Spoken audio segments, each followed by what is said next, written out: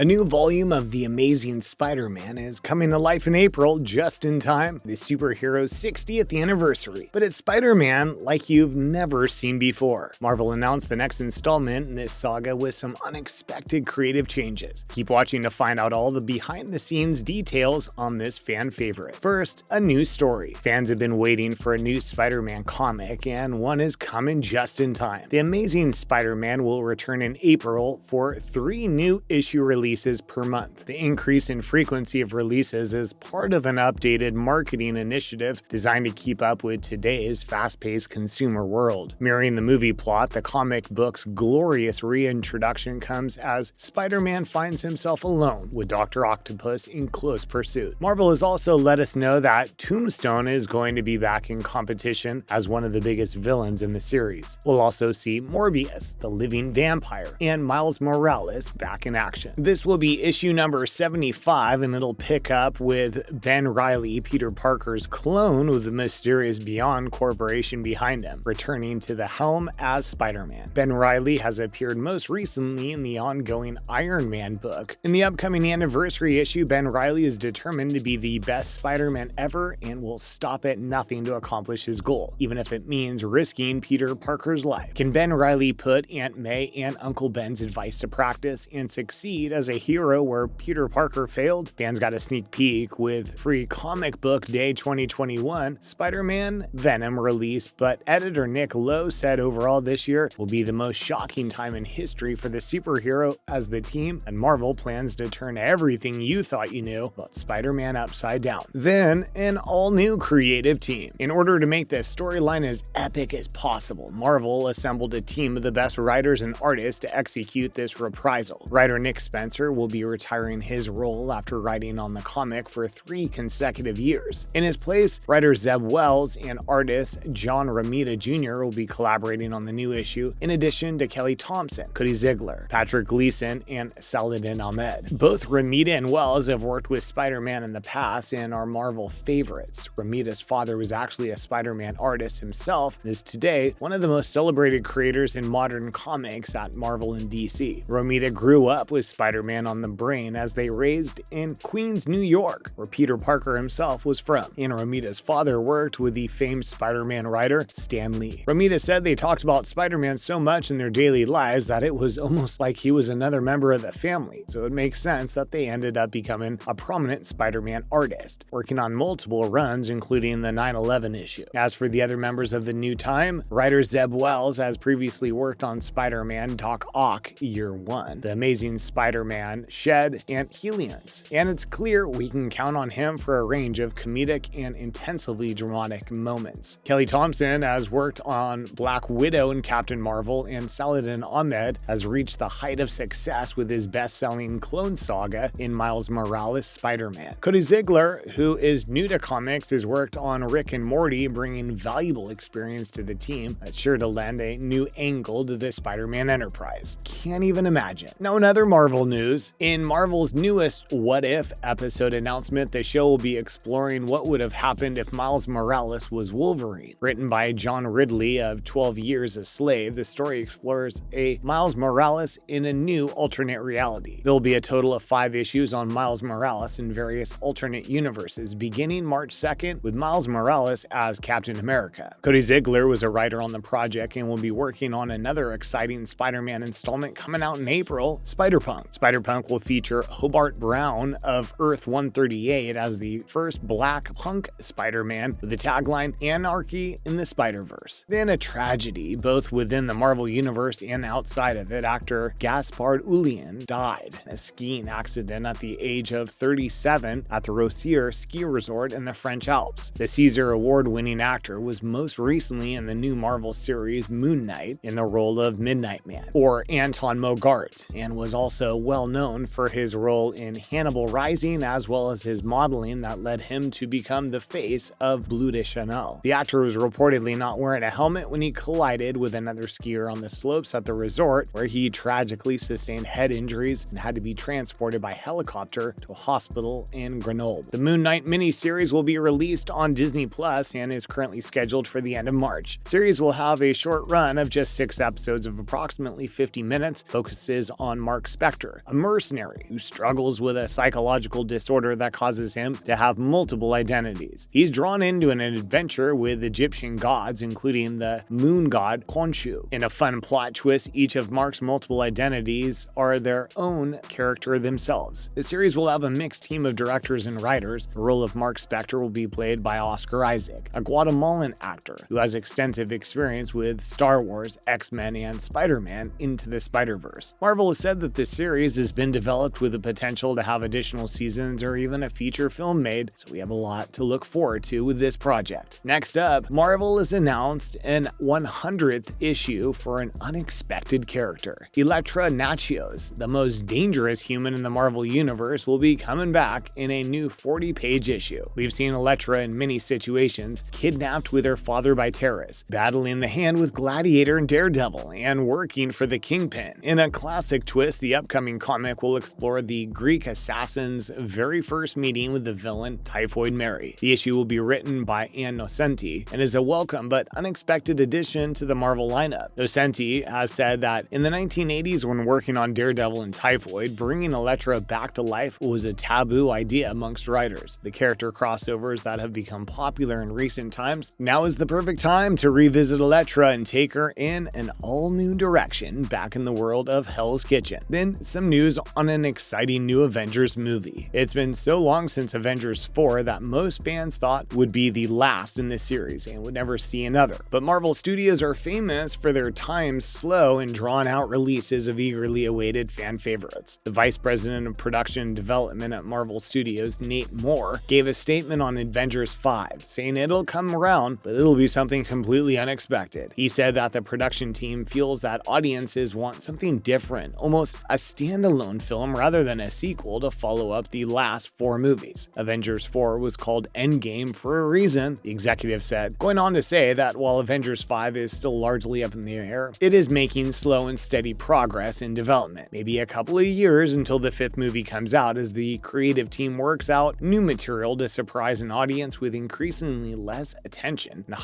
higher expectations. What do you think will happen in the 5th movie? There are a number of paths it can take. Some fan theories have brought up Secret Wars, a comic which has not yet been written into a major movie. Secret Wars features heroes and villains from different universes fighting against each other in the multiverse, something that could pull together all the characters from Marvel Comics universe and be even bigger than Avengers Endgame. The scale of something like this would be absolutely epic, and it would take an army to complete. Marvel Studios has put out some hints here and there that this is a potential direction for the 5th movie, and fans are on the edge of their seats. If this happens, it would definitely be worth waiting for. Marvel has been doing increasingly more crossovers lately with Hawkeye, the Falcon and the Winter Soldier, and the new What If series. If John Watts' next movie is the Fantastic Four and the director is busy at work with that title, the earliest we can expect to see the 5th installment of Avengers probably the year 2024. However, with Marvel, you never know. So there you have it. That's everything we know about the upcoming Spider-Man project, as well as some other up-to-date Marvel news. What do you think the new Avengers movie will finally be released? Let us know what you think in the comments below. And as always, thanks for watching.